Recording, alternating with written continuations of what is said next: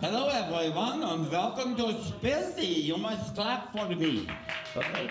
So, I'm going to start out. I'm supposed to mention the website, right, mine? That's right. So I will say you go to GIlbert.com, which I'll explain why it's that. But you go to GIlbert.com in order to get the Spizzy stuffs. Okay? Good. Now, I want to tell you that, first of all, we need to turn off the music. Then we will start completely. Absolutely. Thank you, Patrick. Excellent, man.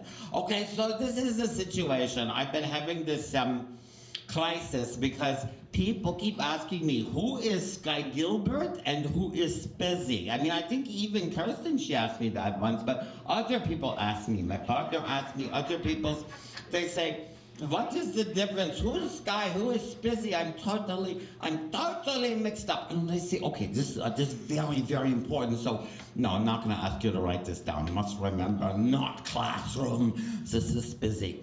But anyway, so the difference is this. GIlbert, he is a person. Okay, so he is alive and living on the real world.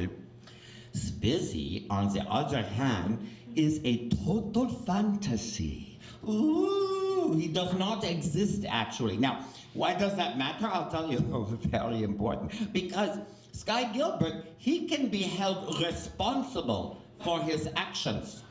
And he can be taken to task for the things he says. People can say, come right in, great. People can say to him, Sky, you should not say that. That is bad thing to say. And Sky gets all, he cries, he go home, he said, oh no, I offend people, it's upsetting. But Spizzy, because Sky is a real person, right? But Spizzy is totally like a character. Spizzy is beauty, I say to people. And then people look at me and they say, what's so pretty about Spizzy? And I said, no, I don't mean like that. I say, Spizzy is art. Spizzy is like, Midsummer Night's Dream, it's played by the big guy? Yeah, well, Midsummer Night's Dream, it's like Bottom. I am like the character Bottom for many reasons that we won't go into now. But I am like that character, and that is the way that Bottom does foolish things. He says stupid things. He just, you know what? But we love him anyway, and in the same way we love Spizzy, right? Yes, we do. Spizzy can say anything he wants. He's a work of art. He's not responsible for anything. I wanted to get that out of the way. Okay, so now we're going to talk about sex. So now you'll just say, oh, Spizzy, talk about the sex all the time. We're tired of the sex, whatever. That's what I want to find out. So I'm going to do a little poll. I'm going to ask the audience. That's what I'm going to ask you, so you know when you answer the first question, whether maybe you want to answer the second, whatever. So the question is, I'm going to ask you, do you think that in our societies here, well, what saves the world, sister? Let's say here. In our society here, is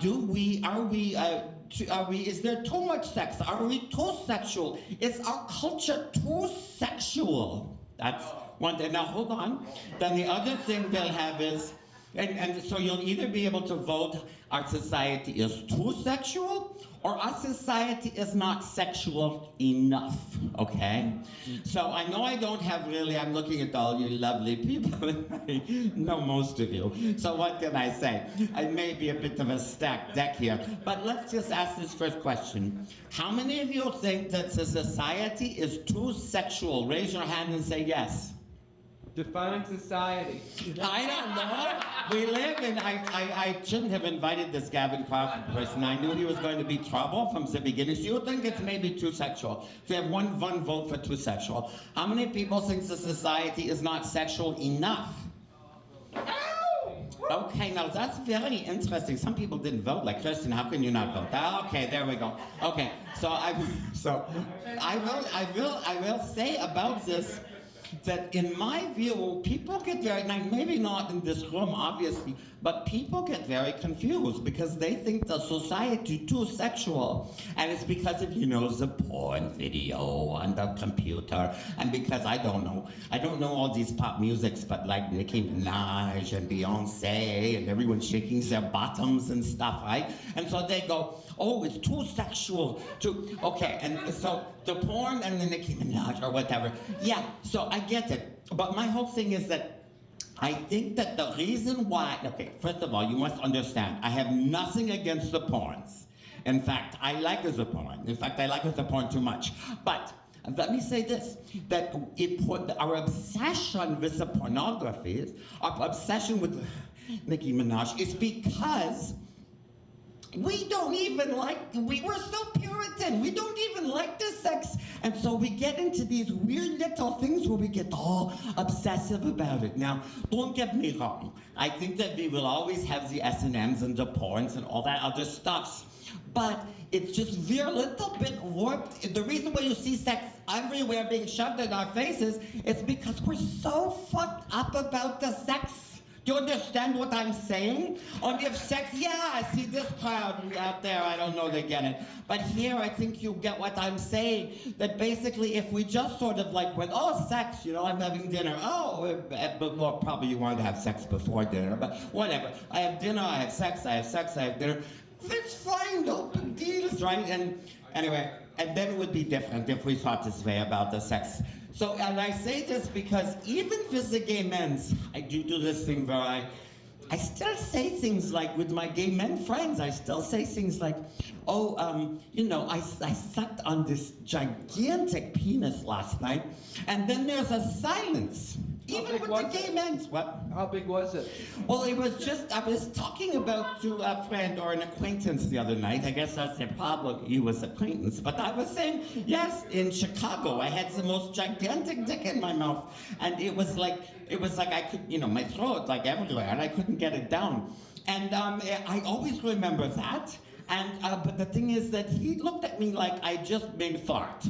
Like I just made bad noise. And it's like, no, we're gay, we in gay bar, can't I just say to you that I sucked on this giant penis? And I'll always remember it. So things are really strange when it gets to that point that these people, even the gay men sometimes are going, oh, you said bad thing. I do not understand. And the final thing I will say is what really bugs me, okay, now maybe you won't agree with me, but okay. I went to this function, this is final thing that I complained about. I went to this function, and this lady, she got on the stage, and first of all, it's important to say, she's very beautiful. She wearing beautiful little skating skirts. And I loved her, I thought she was pretty girl. That's what she looked like to me.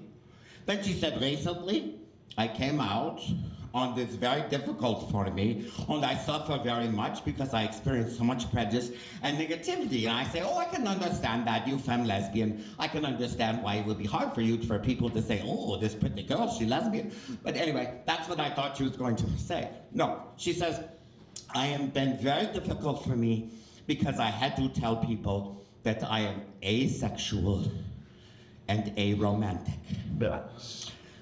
Come on, I'm just not, you can be asexual and aromantic. Don't get me wrong, you can do that fine, but is it really that difficult to tell the people that you're asexual? I mean, if you go to your moms and dads, now some moms and dads, they want grandchildren, so they might be pissed off. But they also figure out there's lots of asexual, aromantic people who have the grandchildren all the time, because the only reason they have the sex is to get the grandchildren, right?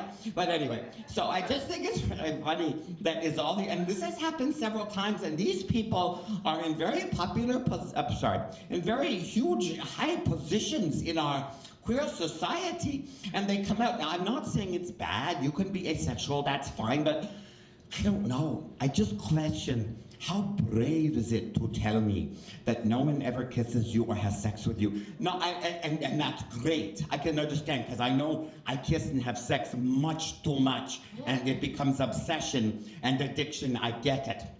Oh my God, you know too much, but that's Spizzy.